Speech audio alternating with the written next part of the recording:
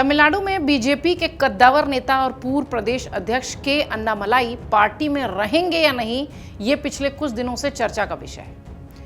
राजनीतिक गलियारों में अन्नामलाई को लेकर खूब सारी चर्चाएं हैं। कहा यह जा रहा है पार्टी अलग बनाएंगे, कहा यह जा रहा है कि उनको मना लिया जाएगा, कहा यह जा रहा है कि हो सकता हो वो कांग्रेस का हिस्सा हो जाएं।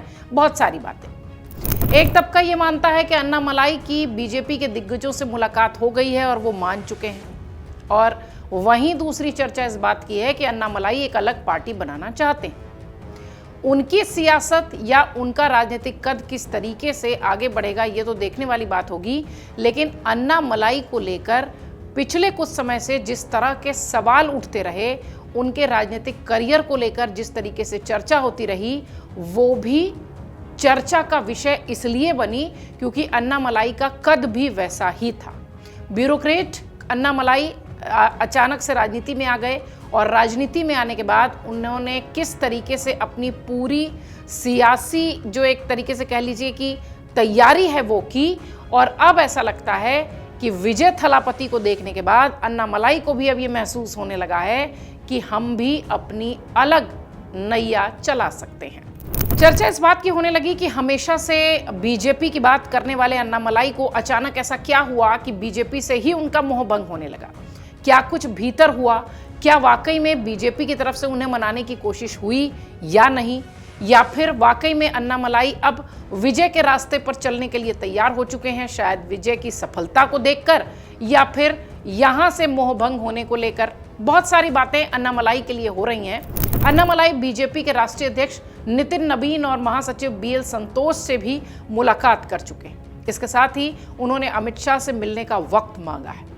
खास बात यह भी है कि बीजेपी से उनके दूर होने की अटकलों ने हाल ही में जोर पकड़ा, लेकिन वो प्रदेश की केंद्रीय समिति की 2 बैठकों से दूर रहे थे पिछले कुछ समय से। उनके समर्थकों का भी यही कहना है। उनके फैन क्लब में अन्नामलाई अब्बू कोट्टम ने सदस्यों और पदाधिकारियों की भर्ती भी शुरू कर दी। अन्नामलाई ने पार्टी से नाराजगी और नया राजनीतिक संगठन बनाने की संभावनाओं को लेकर चल रही अटकलों के बीच बयान भी दिया। आने वाले 2 दिनों में वो अपनी स्थिति स्पष्ट करेंगे। बीजेपी नेता से जब पत्रकारों ने पूछा कि उनके बारे में अटकलें हैं कि वो पार्टी छोड़ने की तैयारी कर रहे हैं, इस सिलसिले में राष्ट्रीय अध्यक्ष से मुलाकात करने जा रहे हैं, तो उन्होंने कहा कृपया प्रतीक्षा करें, हम 2 दिन में बैठकर बात करेंगे।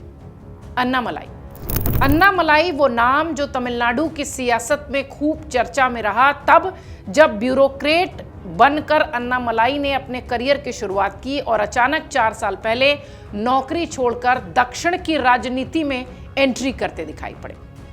उनकी एंट्री ही इस तरीके की थी कि वो एकदम से छा गए। भारतीय जनता पार्टी ने उनको सिराखों पर रखा। 1 साल के भीतर ये युवक, ये अन्नामलाई तमिलनाडु में बीजेपी का सबसे दमदार चेहरा बन गए। बीजेपी ने इन्हें वो भी पद दिया जिसके लिए लोग सालों तक जमीनी कार्यकर्ता के रूप में चप्पलें घिसते हैं, और बीजेपी में आते ही उन्हें ये पद मिल गया। अन्नामलाई एक पूर्व आईपीएस अधिकारी से राजनेता बने थे। अन्नामलाई को पार्टी ने दक्षिण भारत में अपना सबसे बड़ा प्रयोग माना, लेकिन वो पलटी मारने की तैयारी में है। आज वो खुद को पार्टी में अलग थलग मानते हैं।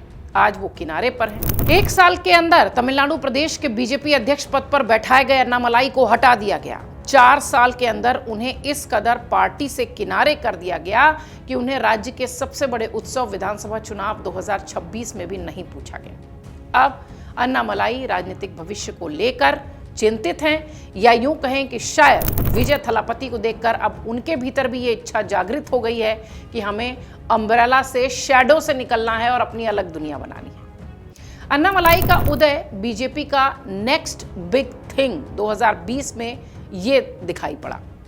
2020 में पुलिस सेवा से इस्तीफा देकर बीजेपी में शामिल होने के बाद अन्नामलाई की तरक्की बहुत तेजी से हुई। 1 साल के अंदर उन्हें तमिलनाडु बीजेपी का अध्यक्ष बना दिया गया। युवा, आकर्षक, तमिल, अंग्रेजी सारी भाषाओं में पारंगत, सख्त पुलिस अधिकारी की इमेज, ये सब अन्नामलाई को पार्टी के पुराने नेताओं से अलग कर रहे थे। उन्होंने डीएमके सरकार पर लगातार हमले किए। एनमन एनमक्कल नाम की पदयात्रा उन्होंने निकाली जिसकी चर्चा पूरे राज्य में हुई।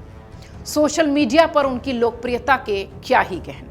प्रधानमंत्री नरेंद्र मोदी और गृहमंत्री अमित शाह तक उनकी सीधी पहुंच मानी जाती रही है। फरवरी 2024 में तिरुपुर में पदयात्रा समापन पर प्रधानमंत्री मोदी ने मंच से अन्नामलाई को खासतौर पर सराहा था, उनके कंधे पर हाथ रखा था, स्नेह दिखाया था और यह तस्वीर सोशल पर छा गई थी। ऐसा लगा कि जैसे बीजेपी उन्हें दक्षिण में अपना ब्रांड एम्बेसडर बना रही है। सब कुछ ठीक था, फिर अचानक ऐसा हुआ क्या? दरअसल के अन्नामलाई ने निश्चित रूप से बीजेपी के तमिलनाडु में दृश्यता बढ़ाई है, पहुंच बढ़ाई है, वोट शेयर बढ़ाया है, लेकिन सीटें जीतने में वो सफल नहीं रहे। उनकी आक्रामक शैली एआईएडीएमके के साथ टकराव का कारण बनी। उन्होंने एआईएडीएमके नेताओं और जयललिता जैसे चेहरों पर भी सवाल उठा दिए। 2023 में बीजेपी और एआईएडीएमके का गठबंधन टूट गया। कुछ समय तक दिल्ली ने अन्नामलाई की स्वतंत्र विकास की रणनीति का साथ दिया, लेकिन चुनावी हकीकत ने सब कुछ बदल दिया। दिल्ली ने बदल दी पूरी तरीके से अन्नामलाई की रणनीति, क्योंकि 2026 के तमिलनाडु विधानसभा चुनाव से पहले बीजेपी ने फैसला लिया कि डीएमके को हराने के लिए बड़े गठबंधन की जरूरत है और एआईएडीएमके के साथ वो दोबारा गठबंधन करना जरूरी समझते दिखाई पड़े। ये हम बात कर रहे हैं बीजेपी दिल्ली की, आलाकमान दिल्ली की।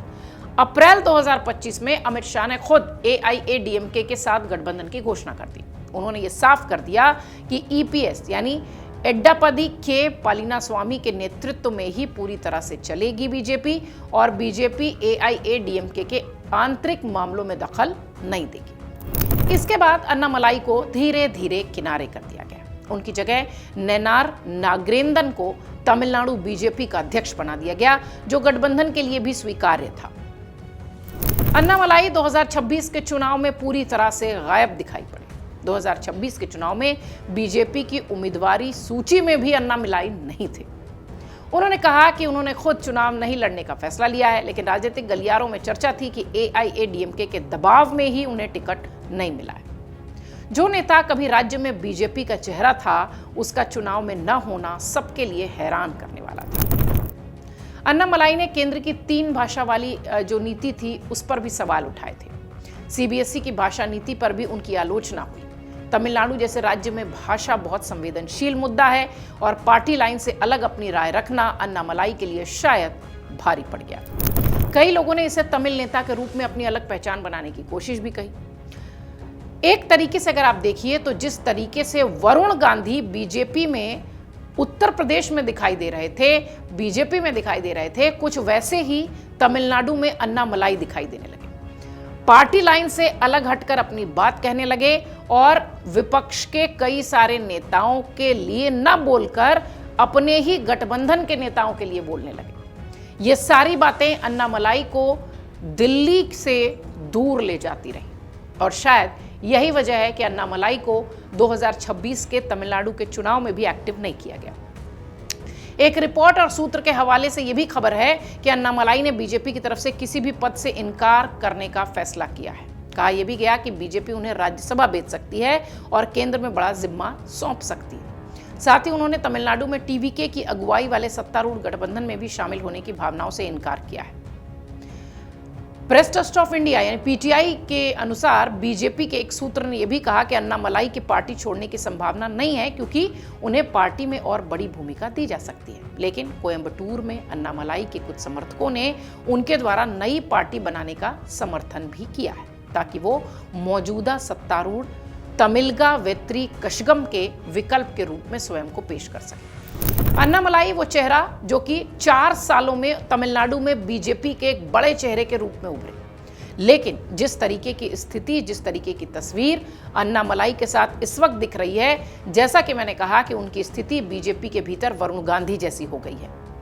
इसलिए शायद अब वो बीजेपी से किनारा चाहते हैं। अमित शाह के मुलाकात के बाद शायद वो ये ऐलान करें कि वो अपनी नई पार्टी बनाएंगे या फिर किसी और के साथ जाएंगे।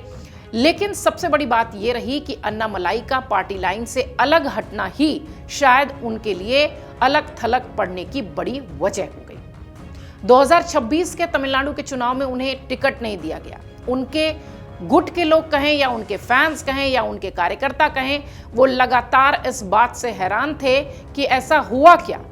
तमिलनाडु का वो बड़ा चेहरा जिसे बीजेपी बहुत दमखम के साथ प्रोजेक्ट करती हुई दिखाई पड़ी, साल भर के भीतर उससे अध्यक्ष पद भी छीन लिया गया और उसे टिकट भी चुनाव में नहीं दिया गया। चुनावी प्लानिंग में, चुनावी तैयारियों में, चुनावी प्रचार में कहीं भी अन्नामलाई नहीं नजर आए। निश्चित तौर पर संकेत पहले से ही मिल रहे थे कि अन्नामलाई और बीजेपी के बीच, या यूं कहें कि अन्नामलाई और दिल्ली के बीच सब कुछ ठीक नहीं था। हालांकि नितिन नबीन से उनकी मुलाकात हो चुकी है, बीएल संतोष से भी वो मिल चुके हैं। अब उन्होंने अमित शाह से मिलने का वक्त मांगा है। अन्नामलाई और अमित शाह की मुलाकात के बाद ये तय है कि अन्नामलाई अपने राजनीतिक भविष्य को लेकर कोई बड़ा फैसला कर रहे हैं। अगर आप ये वीडियो YouTube पर देख रहे हैं तो हमारे चैनल को सब्सक्राइब कर बेल आइकन दबाएं, और Facebook पर देख रहे हैं तो हमारे पेज को लाइक करें।